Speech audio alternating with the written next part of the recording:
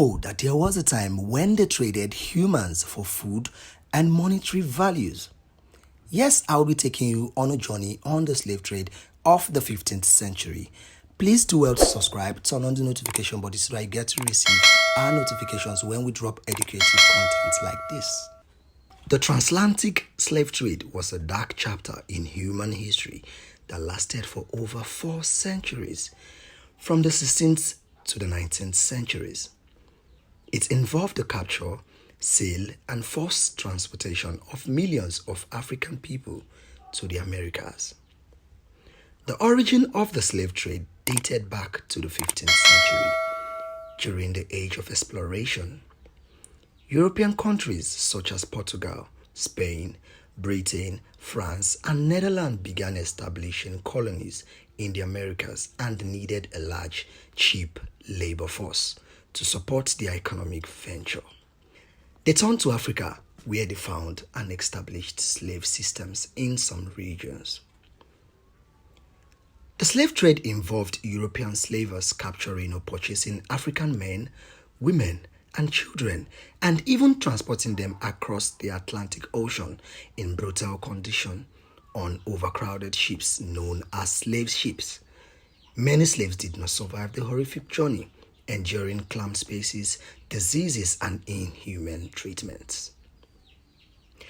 Once in the Americas, enslaved Africans were brought and sold at auction prices, where they became the property of plantation owners and other wealthy individuals. They were forced to work on sugar, tobacco, cotton, and other plantations, enduring back-breaking labor, harsh living conditions, and extreme brutality. The transatlantic slave trade has profound effects on Africa, Europe, and the Americas. It disrupted African society as millions of people were forcibly taken from their homes, leading to political instability and economic devastation. In the Americas, the slave trade fueled the growth of plantation economies, but also perpetuated racial inequality and deeply entrenched system of oppression. The transatlantic slave trade began to decline in the early 19th century due to growing humanitarian and abolitionist movements, as well as changes in economic systems.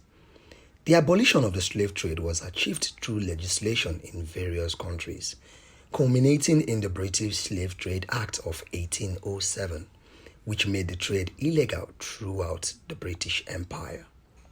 However, it is essential to note that while the transatlantic slave trade officially ended, the system of slavery persisted in many parts of America for several more decades.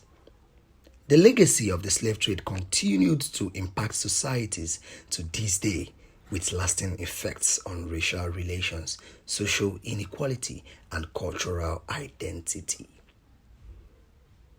The abolition of the slave trade was a complex and gradual process that took place over several decades. It involved the effort of various individuals, organizations, and countries working towards ending the transatlantic slave trade. One significant milestone in this movement was the 1807 Act for the abolition of the slave trade passed by the British Parliament. This law made the buying and selling of slaves illegal in the British Empire, including its colonies. Other countries such as the United States, Denmark, and France also passed legislation outlawing the international slave trade in subsequent years. However, it is important to note that these laws did not immediately end the practice of slavery itself. The effort to abolish slavery in its entirety continued, leading to the emancipation of enslaved individuals throughout the Americas through various means, including legislation, uprisings, and social movements. The transatlantic slave trade eventually came to an end in the mid-19th century, but it is important to acknowledge that forms of slavery continue to persist in different parts of the world for many years afterwards. Overall, the abolition of slave trade was a long and challenging process that required the combined efforts of many people who recognized the horrors and injustice of slavery. Suppression of the illegal transatlantic slave trade only became effective when external pressures on slave importing regions were bolstered by changing public opinions within these societies. In 1950, domestic reformers in Brazil forced a clampdown on the illegal slave trade with the assistance of a British naval blockade of Rio de Janeiro. At that point, Cuba became the last large-scale slave importation zone. It was not until 1867, after widespread abolitionist pressure within the Spanish Empire, and in light of emancipation in Cuba's much more large neighbor, the United States, after a violent civil war, that the Spanish government moved decisively against the illegal transatlantic slave trade, ending the traffic for good.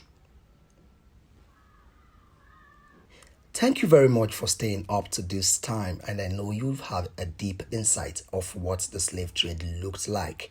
Well, you can also receive educative content like this consecutively. Do well to subscribe and turn on the notification button. See you next time.